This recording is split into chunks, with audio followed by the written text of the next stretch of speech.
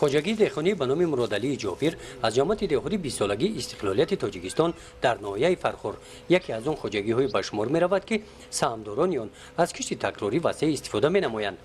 заминҳое ки дар ин хоҷагӣ мавриди истифодаи саҳмдорон қарор доранд 10 гектарро ташкил дода баъди ҷамъоварии ҳосили аввали замин тавре ки мо дидем дар кишти такрорӣ ҳам ягон ваҷаби замин холӣ намондааст. дар кишти такрорӣ дар қатори пахта аз кишти дигар зироатҳо ҳам ҳосили хуб ба даст оварданӣ ҳастанд. дар майдони 8 гектар пахта киш кардагӣ чизе ки шумо мебинед дар инҷа дар ин тар дар майдони 1.5 гектар ғалатдонагӣ киш карда шуда буд. амин сол дар байни дар масоати 25 сотих бодом шинондем. чизе ки нашинамо дарахтои навниҳолам хуб ҳастанд. баъди дар байни қаторҳо картошкаву пиёзу баъзе онро кишти асосиро гирифтем, навина кишти такрорӣ кишти лубёгӣ гузарондем. имрӯз дар байни қаторҳо дар масоати 1 гектар зиёда аз 1 гектар кишти ҷуворимака барои дон навъи туркӣ гузарондем.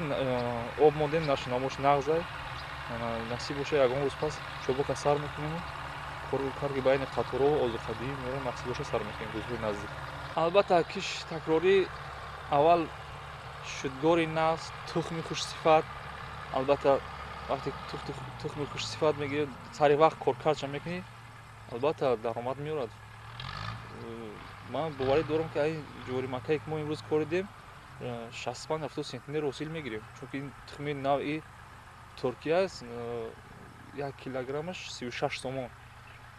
соли гузашта корида будем ҳосили нағз гирифтем. дар майдони масоати 60 сотих корида будам. имсол замина боз зиёдтар кардем. имсол масоати дар майдони 1 гектар киш кардем. даромади асосии кишовардон аз ҳосили кишти пунбадона мебошад. дар ин ҷамоати деҳот майдони кишти пунбадона назар ба дигар зироатҳо зиёд буда 1100 гектарро ташкил медиҳад.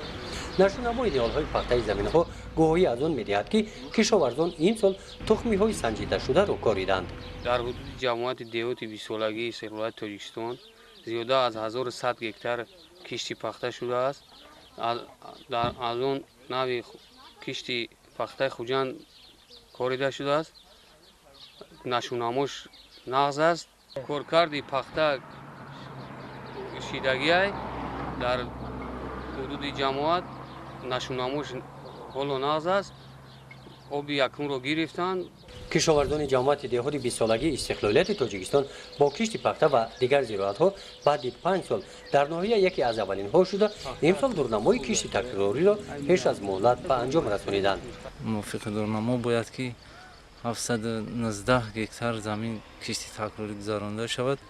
то ба имрӯз 715 гектар кишти такрорӣ гузаронда шуд. аз он ҷумла кишти пахта, ҷувори макка, шоли, лубёгиҳо, полизиҳо гузаронда шудааст ва деҳқонон ҳозир ҳам ба кишт вобаста карда шуданд, кишт карда истоданд. дар ноҳияи фархор ин сол кишовардони хоҷагиҳои деҳқонӣ мувофиқи дурнамо дар майдони 6200 гектар кишти такрорӣ мегузаронанд. аз рӯи ин нақша кишти такрорӣ рӯзҳои наздик ба анҷом мерасад. дар ҳудуди ноҳияи фархор ба нақша гирифтагиаш зиёда аз 6200 гектар заминҳо барои кишти такрорӣ ки то ҳоли қариб 5000 гектари он кишти такрорӣ шудагиай ҳами кишти шоли, кишти маккаи дон, хӯроки чорво, лубёгиҳо, зироатҳои техникӣ имрӯз дар бар мегиранд. кишти такрорӣ идома дора. дар рӯзҳои наздик ҳамин ба ҳамин нақшае ки ба мо вобастаем нақшаро иҷро мекунем. аз рӯи таҳлилҳои мутахассисони раёсати кишоварзии ноҳия таи 3 соли охир истеҳсоли маҳсулоти кишоварзӣ афзоиш ёфта бозори истеъмолии ноҳия аз ҳамин ҳисоб фаровон гаштааст. гузариши хоҷа назрив худоиназар зуҳуров аз ноҳияи фархор барои барномаи иттилоотии таҳлилии ҷамъбасти ҳафта.